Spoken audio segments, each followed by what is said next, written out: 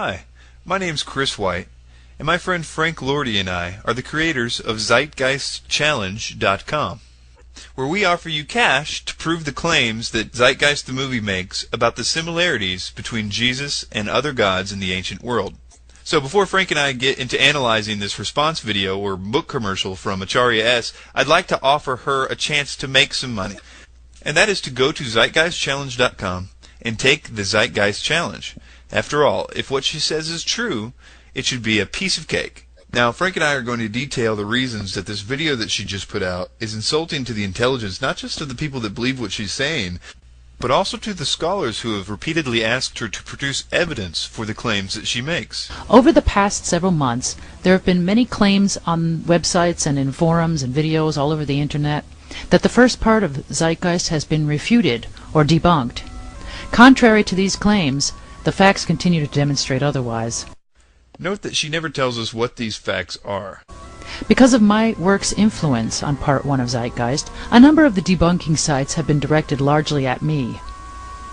While we would naturally expect a debate as to the facts, the detractors, whether theists or atheists, quite often have not actually studied my work, and there has not been one refutation site to our knowledge that has proceeded from an informed and unbiased perspective, accurately presenting facts based on serious research.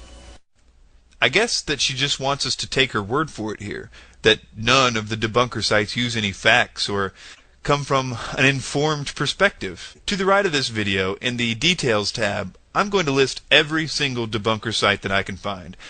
And look at them and notice that contrary to what she's saying, the claims have nothing to do with religious bias. They are simply pointing out that Zeitgeist makes a lot of claims about ancient history that are found nowhere in ancient history. But don't worry, Acharya is going to tell us a little later on why it is that no one can find any record of a great deal of the things that she says in ancient history. It should be kept in mind that in this short video, I can't cover everything, but I have already written extensively on these subjects, and I have specifically addressed several important issues from Zeitgeist in my companion guide to Part 1, available online right now. Why is the information in Zeitgeist Part 1 not widely known? In the first place, because of blasphemy and heresy laws, in the not-too-distant past, people could lose their jobs, friends, families, or even lives for merely questioning Christian dogma. And what's not mentioned here, of course, is that a good deal of people killed because of these heresy laws were Christians. Because Christians weren't allowed to own Bibles back then, and if they wanted proof, if they wanted to understand why they were subject to papal rule, if they wanted to understand how Jesus' birthday somehow became intertwined with the Saturnalia festival, and what Easter had to do with Jesus' death and resurrection, well, they were burned at the stake. Let me jump in here and add something real quick. This is not speculation. This is a matter of record. The trial records are available. The accounts of these things are available. These people were being killed because they wouldn't do various things that the Catholic Church was telling them to do. These were Christians that wouldn't worship Mary. These were Christians that wouldn't do a lot of the various things that the Catholic Church says to do. And so they were being killed for it. That's on paper. We know why they were being killed. But Acharya is telling us this is a reason why there isn't any proof of the things that she says. She's saying that people were scared to talk about it because they would be killed. So the burden of proof is now for her to show a record of some trial where somebody was trying to prove that Horus and Jesus were the same God, or so some record of some account that somebody was killed because they were a comparative religion major. She wants us to believe this is the reason she doesn't have any evidence for the things that she says. So now, can she produce any evidence for her excuse to not have any evidence? Also, much of this information can't be found in English, but it appears in other languages, like Greek, Latin, German, French, Sanskrit, Hebrew, and Egyptian. Unless someone can work in other languages, he or she may never encounter these facts. She's saying that the reason that you can't actually validate the things that she says is because she got them from other languages, and apparently since we wouldn't be able to understand those languages, she's just going to avoid referencing where she got it altogether. Because of these situations and others, including deliberate censorship by vested interests, many of these parallels between Christ and other gods and goddesses of the ancient world cannot be found in encyclopedia entries, and these seem to be where most of the debunkers are getting their information from. The following is a list of 10 encyclopedias and dictionaries, places Acharya S claims you cannot look for validation of the claims she makes in her Zeitgeist companion guide, yet she herself cites on this website, which is the book's bibliography page.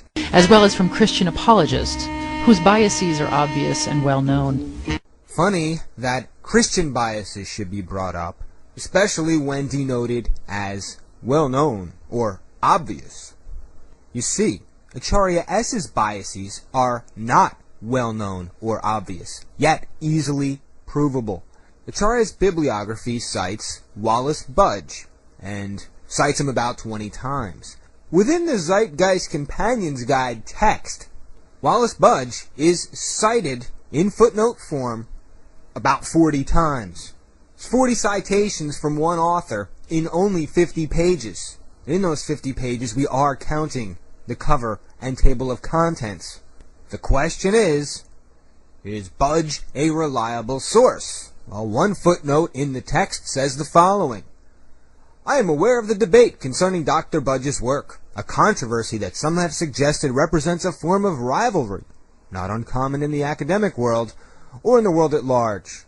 I personally have found nothing egregious about his discussion of the Egyptian religion in English, although I cannot vouch for everything in his hieroglyphic dictionaries, for instance, which are considered outdated in their system of transliteration, but which nevertheless appear to be sound overall. So this is a guy who cited 40-some-odd times in the Zeitgeist 50-page companion guide, and Acharya S already is debunking the fact that she's quoting this guy and citing this guy because she knows his transliteration, in other words, his translations are outdated. Now that being said, you don't need an encyclopedia to debunk Acharya S.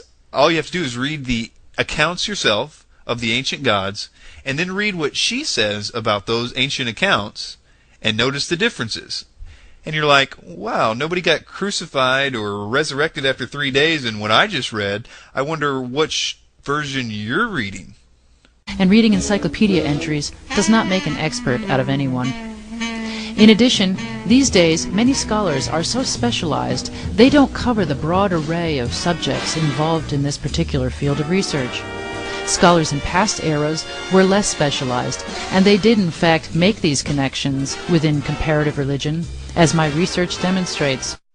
The reason Acharya includes this is because experts and professors and scholars that focus on the particular fields, like somebody that would be an expert in, say, Buddhism, like Professor Chung Feng Yu, who says of Acharya S, she says, the woman you speak of is totally ignorant of Buddhism. It is very dangerous to spread misinformation like this. You should not honor her by engaging in a discussion. Please ask her to take a basic course in world religion or Buddhism before uttering another word about things she does not know.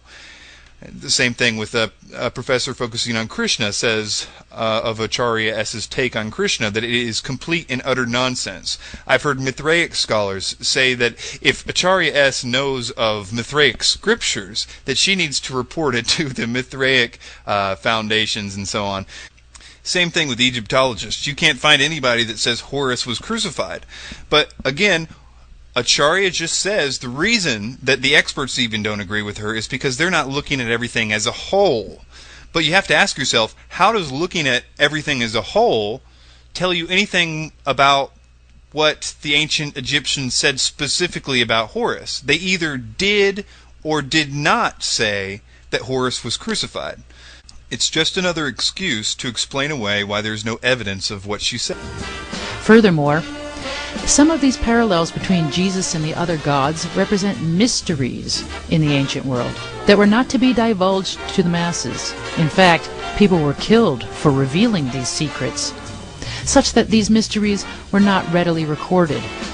Nevertheless, with painstaking research and piecing together, we can present a solid case for all of the important parallels. Here she's saying that another reason that you can't find any record of what she says is because they were part of the mysteries and therefore not written down. She insinuates that despite the lack of evidence, she can make a strong case, but she gives us no indication what that case has to do with.